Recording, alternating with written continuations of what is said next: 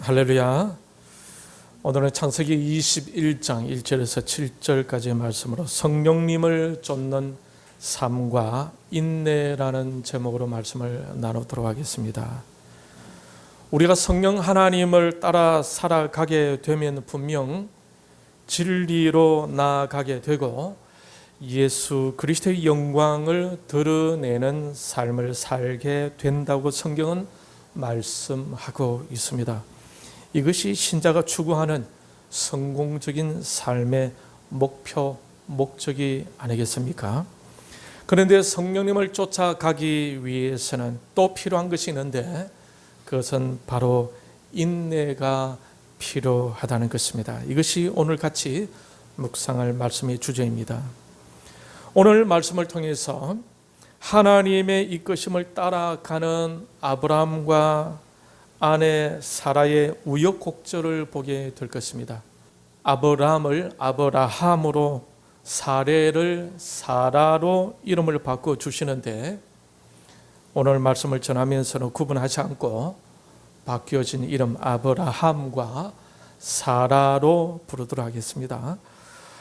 오늘 이 본문을 보게 되면 아브라함과 그의 아내 사라가 드디어 아들을 낳게 되었습니다. 그런데 이때의 아브라함 나이가 100세였고 아내 사라의 나이는 90세였습니다. 아이를 낳기에는 늦더라도 한참 늦은 편이 아니겠습니까? 예전에 그들은 자식 낳기를 포기한 적도 있습니다. 17장 16절에 보게 되면 하나님께서 사라가 아브라함의 아들을 낳게 하겠다고 하셨을 때에 아브라함은 사라가 90세니 어찌 아이를 낳을 수 있겠냐고 하면서 창세기 17장 18절에서 사라의 여종 하갈을 통해 낳은 이스마엘이나 하늘 앞에 살기를 원한다고 하기도 했습니다. 이때 말고도 더 훨씬 전에는 이런 일도 있었습니다. 15장 1절 이후에 보면은 아브라함 자신이 자식이 없으니 3절에 주께서 내게 씨를 주지 아니하셨으니 내 집에서 자란 아이가 내 상속자가 될 것이라고 하면서 자신이 직접 낳지 않은 다메섹 사람 엘리에셀을 언급하기도 했습니다. 그런데 창세기 12장 그 앞을 보면은 12장 2절에서 보면은 하나님께서 아브라함을 이끄실 아주 초창기 때에 아브라함에게 큰 민족을 이루게 하겠다고 말씀하셨지 않습니까?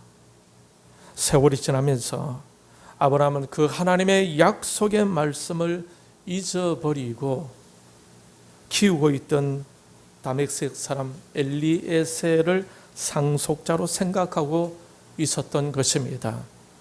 사실 아브라함은 나이가 점점 들어가면서 끝까지 하나님의 약속을 붙들고자 하는 믿음과 인내심이 약해지고 있었던 것입니다. 그럴 때 하나님은 다시 그에게 오셔서 그의 해이해진 마음을 다잡아 주십니다. 창세기 15장 4절 말씀 우리 같이 읽겠습니다. 시작. 여호와의 말씀이 그에게 임하여 이르시되 그 사람이 내 상속자가 아니라 내 몸에서 날 자가 내 상속자가 되리라 라고 이렇게 말씀을 하십니다.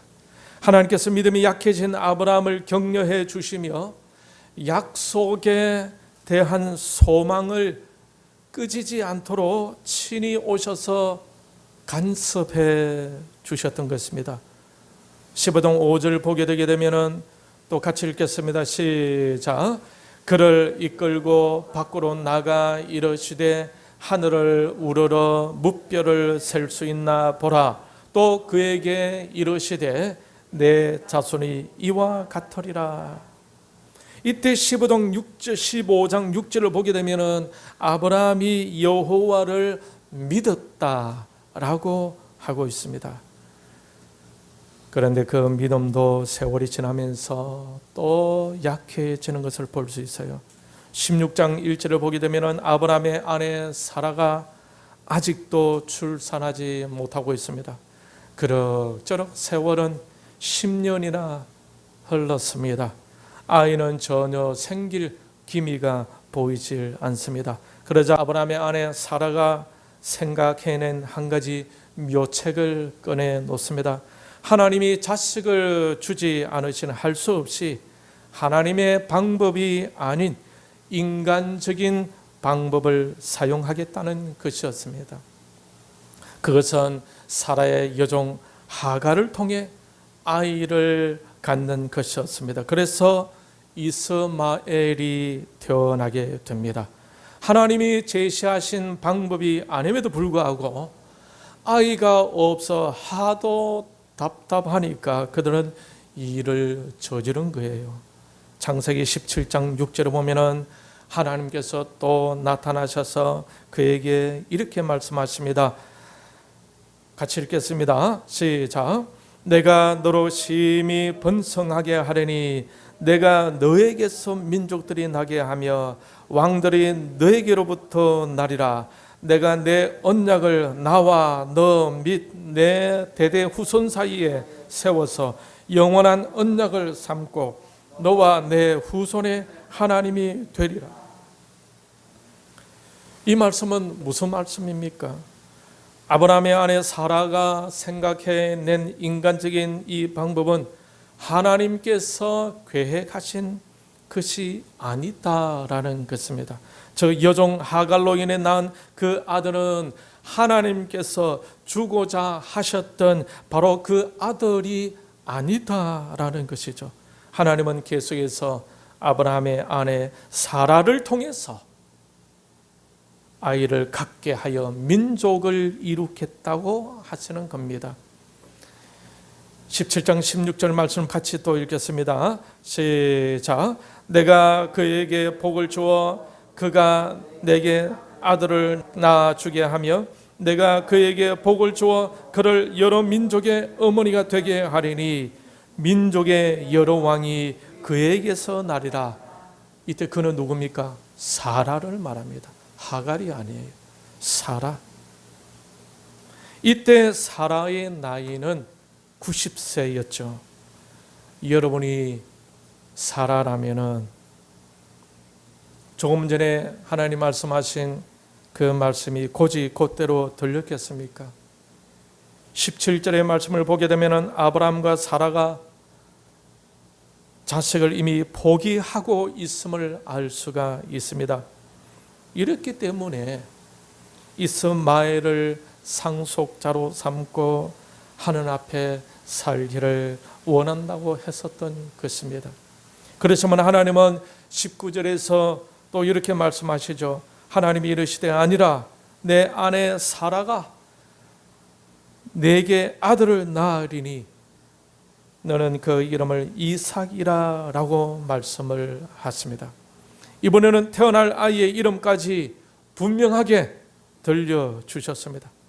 하나님은 믿으라고 하시고 아브라함과 사라는 못 믿겠다고 이렇게 하나님과 옥신각신하고 있는 것입니다. 시간이 그렇게 흐르면서 18장에 하나님께서 또 나타나셨습니다. 그리고 또 이렇게 말씀하십니다. 18장 10절 같이 읽겠습니다. 시작. 그가 이르시되 내년 이맘때에 내가 반드시 내게로 돌아오리니 내 아내 사라에게 아들이 있으리라. 하나님이 이 말씀을 아브라함에게 하고 있을 때에 사라가 그 뒤 장막문에서 그 말씀을 들었습니다. 그 말씀을 들은 사라는 12절에서 이렇게 혼잣말을 합니다. 같이 읽겠습니다. 18장 12절 시작. 사라가 속으로 웃고 이르되 내가 노쇠하였고 내 주인도 늙었으니 내게 무슨 즐거움이 있으리요. 이렇게 말하는 사라의 마음을 충분히 이해하게 할 만한 구절이 있어요. 11절 말씀입니다. 같이 읽겠습니다. 아브라함과 사라는 나이가 많아 늙었고 사라에게는 여성의 생리가 끊어졌는지라. 이 정도면은 그들에게는 하나님의 약속에 대한 믿음이 거의 다 떨어졌다고 보아도 무방하지 않겠습니까? 이런 상황이 하나님에 대한 믿음을 불식시키고 있었던 것입니다. 인간적으로 생각해 볼 때에 사라의 마음을 아마 여러분도 충분히 이해가 될 줄 압니다. 이런 것들을 보게 되면은 아브라함이 처음에 엘르아사를 상속자로 삼으려고 했던 것, 사라가 여종 하갈을 통해 이스마엘을 낳아 상속자로 삼으려고 한 그들의 행위들은 특히 잘못되었다라고 할 수 있을까라는 생각도 들 수 있지 않겠습니까? 인간적으로 충분히 이해가 될 만합니다. 이때 하나님은 속으로 웃고 있던 사라를 보셨어요. 그리고 하나님께서는 너는 내가 하지 못할 것으로 생각하고 웃었지 라고 이렇게 물었습니다. 또 시간이 흐릅니다. 오늘 본문에서 21장 1절 이후에 드디어 하나님은 하나님께서 약속하신 것을 이루십니다.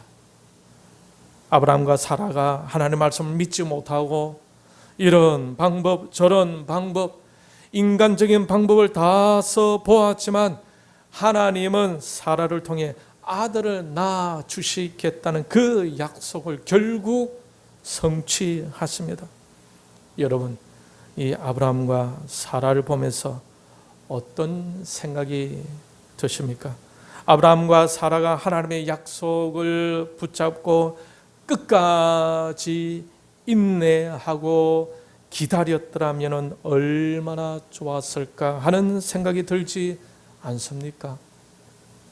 이렇게 하나님께서는 부족하고 연약한 아브라함과 사라를 이끌고 있었던 것입니다. 이 당시에는 아브라함과 사라가 하나님의 이끄심에 대한 것을 처음 경험하고 있었으니 많은 실수도 있었습니다.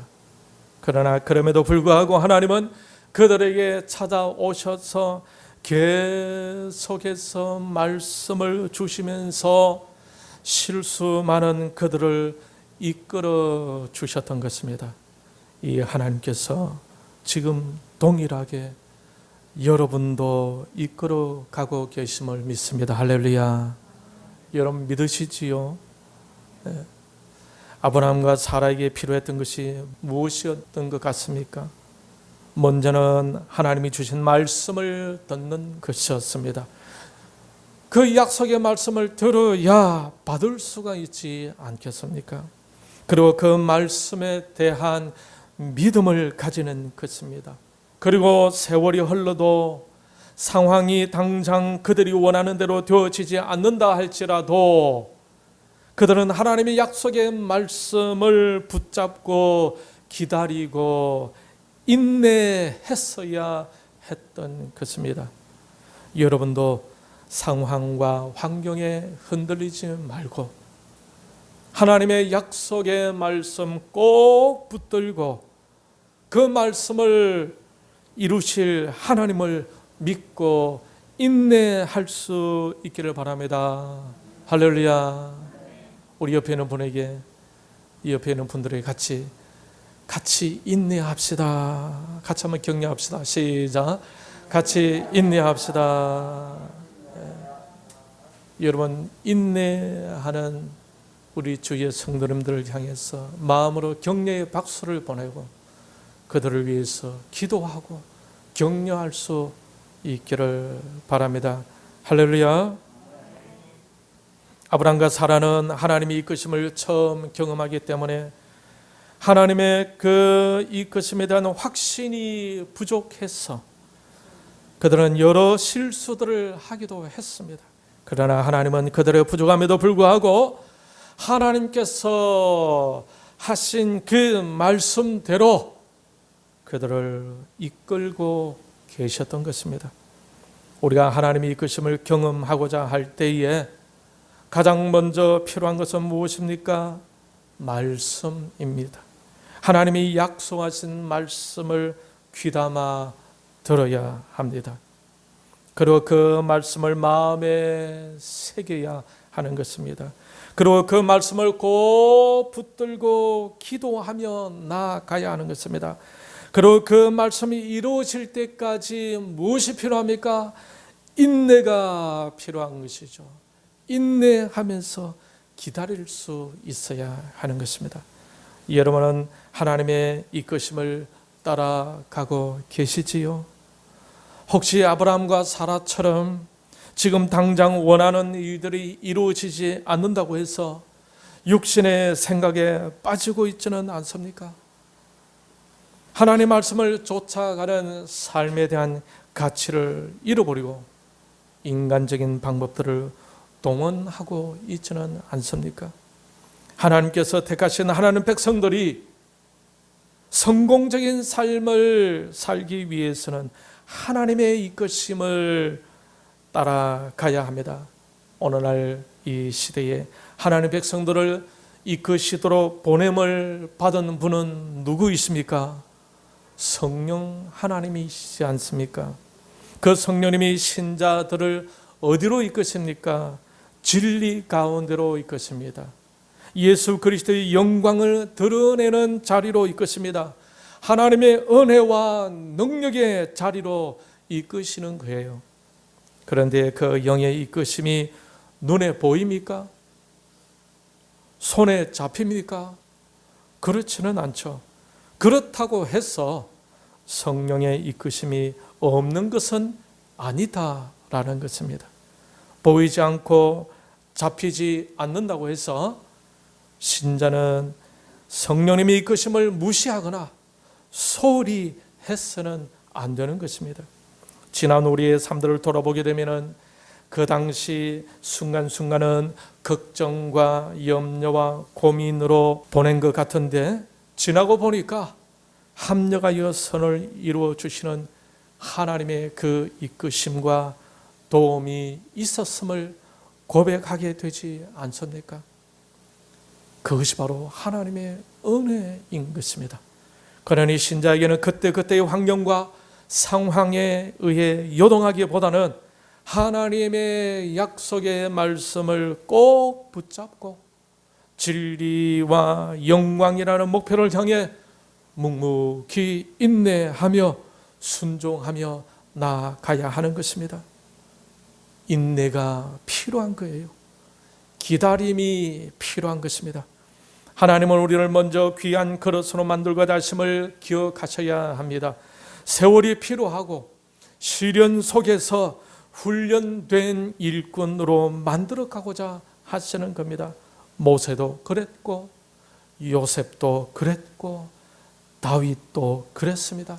고난과 역경의 시간을 가졌지만 그 시간들을 통해 그들은 하나님의 그릇으로 준비되어져 갔고 그때 하나님께서 그들을 이끌어 주셨으며 그들은 그 하나님의 이끄심을 인내하며 쫓아갔던 것입니다.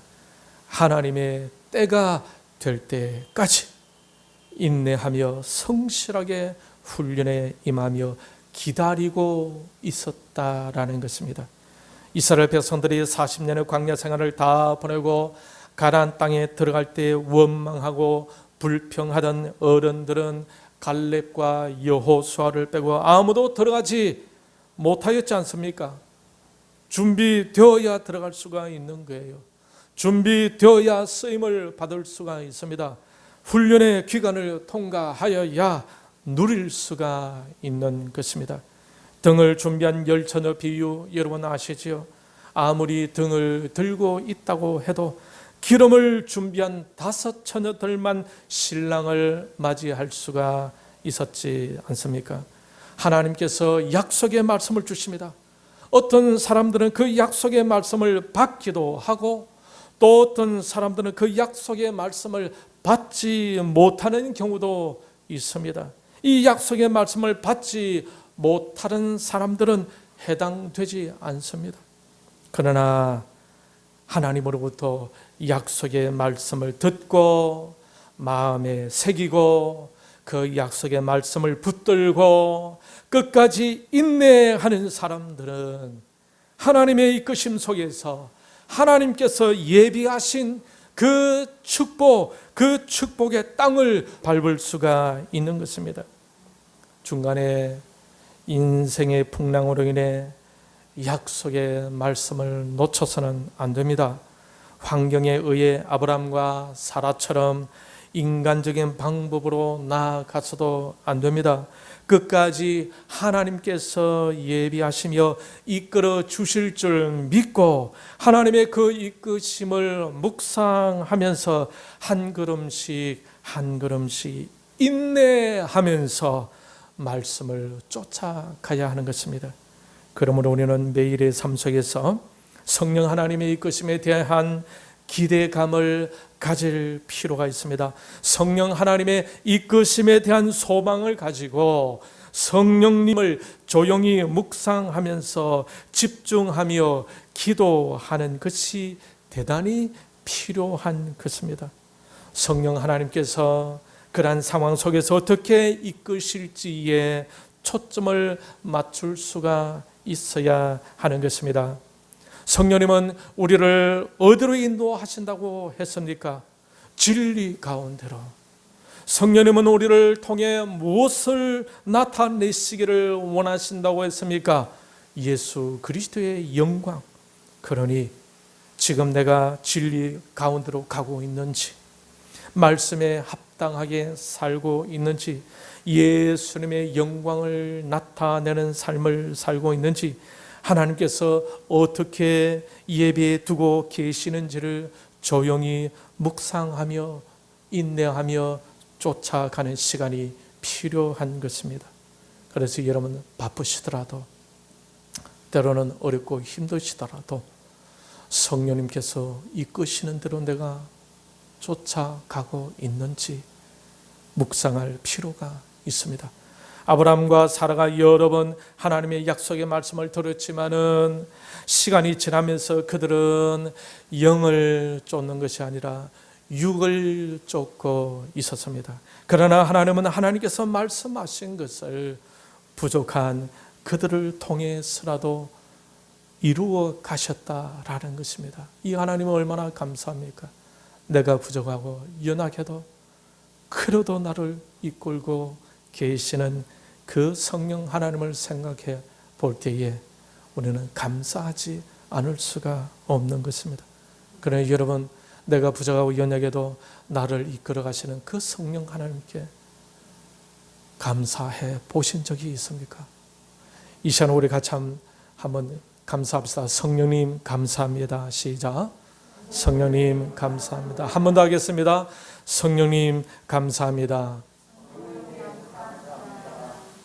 그러므로 아브라함과 사라를 통해 얻을 수 있는 교훈은 무엇이겠습니까? 인내하라라는 것입니다. 그러니 하나님의 말씀을 따라 살아가면서 예수 그리스도의 영광을 나타내기를 원하는 사람에게는 무엇이 필요합니까?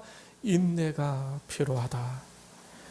그렇게 인내하며 하나님의 약속의 말씀을 붙잡고 성령의 이끄심을 따라가는 삶은 참으로 가치 있는 삶이다라는 것입니다.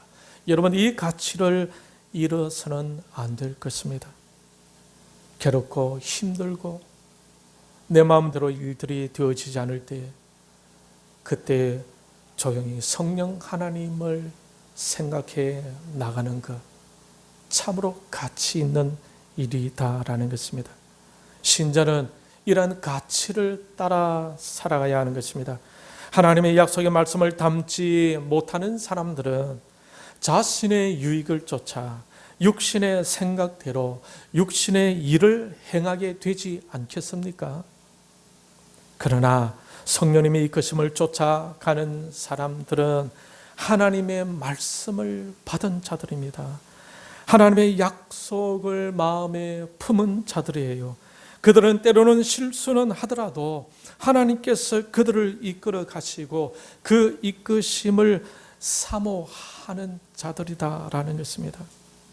비록 그들은 부족하다 할지라도 하나님은 그들을 통해 일을 성취해 갔습니다. 여러분 이것을 믿으시길 바랍니다. 그래서 하나님 말씀, 하나님의 약속을 품은 자들은 복 있는 자들이다라는 거죠. 복 있는 자들은 성령님의 이끄심을 따라가는 중요성을 아는 자들입니다.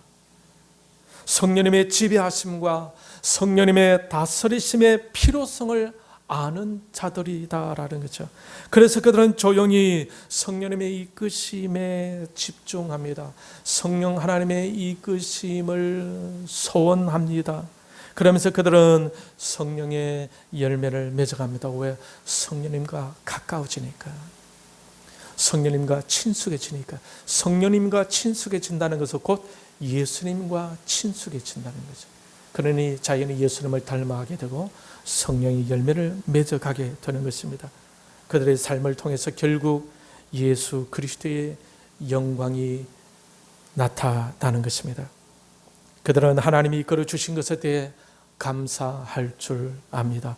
자신들의 연약함과 부족함에도 이끌어 주시는 하나님의 은혜에 감사하는 것입니다. 자신들의 연약함으로 인해 하나님의 긍휼하심과 능력은 더 드러나게 될 것입니다. 그러면서 하나님의 살아계심을 증거하는 삶을 살게 되는 것입니다. 우리는 연약하고 부족한 자들이기 때문에 우리에게는 더욱 인내가 필요합니다.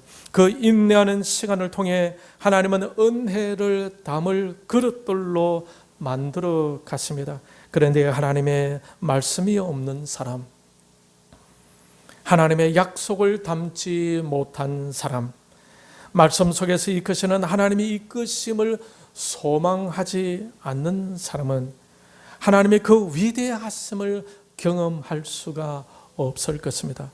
아브라함과 사라를 보면서 우리의 모습도 언뜻 볼 수 있지 않습니까? 역시 부족하고 연약한 자들이다라는 것입니다. 그럼에도 불구하고 하나님은 아브라함과 사라를 이끌어 주셨던 것처럼 우리도 이끌어 주실 것이라는 믿음을 갖게 되는 것입니다. 사랑하는 성도 여러분, 하나님 말씀으로 나아갑시다. 하나님 말씀을 마음에 품읍시다. 하나님의 약속의 말씀 붙잡고 하나님이 이끌어 주심에 초점을 맞출 수 있기를 바랍니다. 그리고 인내할 수 있기를 바랍니다. 그러면 진리의 자리, 영광의 자리로 나아가게 될 것입니다. 성령님의 이끄심은 반드시 즉각적으로 능력의 자리로, 복의 자리로 이끌지 않음을 아시길 바랍니다. 때로는 성령님은 고난의 자리로 이끄셔서 우리를 훈련시키십니다. 마가복음 1장 12절에 보게 되면 예수님께서 광야에서 시험 받는 내용이 나오는데 이렇게 기록되어져 있습니다. 성령이 곧 예수를 광야로 몰아내신지라. 마태복음 4장 1절은 또 이렇게 표현하고 있습니다. 그때 예수께서 성령에게 이끌리어 마귀에게 시험을 받으러 광야로 가사. 이 말씀을 보게 되게 되면은 성령님은 우리를 훈련의 장소로도 이끄시기도 한다는 사실을 알 수가 있는 것입니다. 하나님의 관점은 먼저 거룩한 하나님의 백성으로 훈련시키시는 것이고 그 후에 하나님의 복을 누리게 하신다는 것입니다. 하나님은 이스라엘 백성들을 바로 가나안 땅으로 인도하신 것이 아니라 40년의 광야 생활을 거치게 하셨습니다. 40년간의 훈련의 시간을 가지게 하셨던 것입니다. 그러므로 어려움과 고난과 역경이 올 때에 그것을 회피하려고 하지 마시고 오히려 그 시간에 성실하게 충성스럽게 모세와 다윗과 요셉처럼 보낼 수 있기를 바랍니다. 그 고난의 과정도 성령 하나님의 이끄심의 한 부분이기 때문입니다. 그러니 순간순간을 하나님 앞에서 성실하게 최선을 다한다는 마음을 가지고 어떤 상황에서도 인내하며 하나님의 이끄심을 따라갈 수 있기를 바랍니다. 여러분도 성령 하나님의 이끄심을 따라가고 있는 중임을 믿습니다. 그러므로 하나님을 끝까지 신뢰하고 인내하며 성령 하나님이 인도하심을 따라가는 것에 집중하면서 위대하신 하나님, 성취하시는 하나님을 경험하며 살아계신 하나님을 증거하면서 감사와 기쁨으로 행복하고 즐거운 신앙생활을 영위해 가시는 여러분들이 다 되시기를 주님의 이름으로 축원합니다.